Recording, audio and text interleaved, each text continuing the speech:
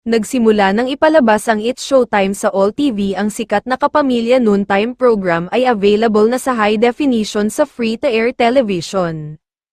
Ngayong araw sorpresa na sinalubong ng All TV viewers nang magsimulang ipalabas sa channel ang noontime program ng ABS-CBN Studios na It's Showtime.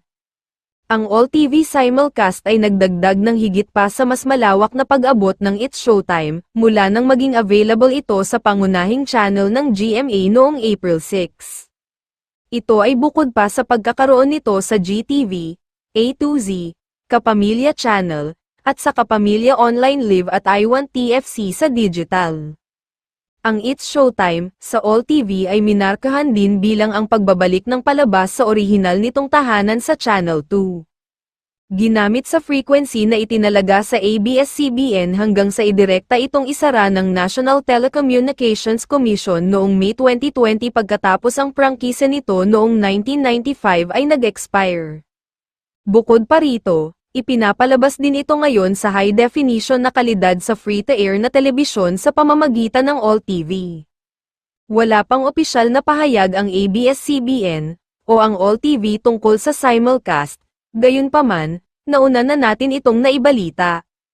Noong March, unang pumutok ang balita na ang Advanced Media Broadcasting System, ang parent firm ng All TV band na ABS-CBN ay nakipag-usap para magdala ng mga piling programa mula sa Kapamilya Network. Kabilang ang longest-running Filipino-language newscast sa bansa na TV Patrol at ang noontime program na It's Showtime. Nagsimulang ipalabas sa All TV ang TV Patrol, gayon din ang mga block ng pay TV retro channel ng ABS-CBN na Jeepney TV, noong April 15.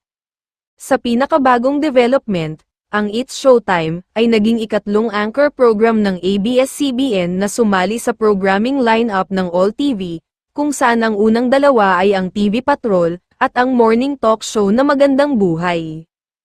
Ang It's Showtime ay mapapanood mula Lunes hanggang Sabado sa Kapamilya Channel, GMA, GTV, A2Z, All TV, Kapamilya Online Live, Kapuso Stream, I1 TFC, at sa pamamagitan ng The Filipino Channel at GMA Pinoy TV, aasahang mas tataas pa ang ratings at viewership ng noontime show.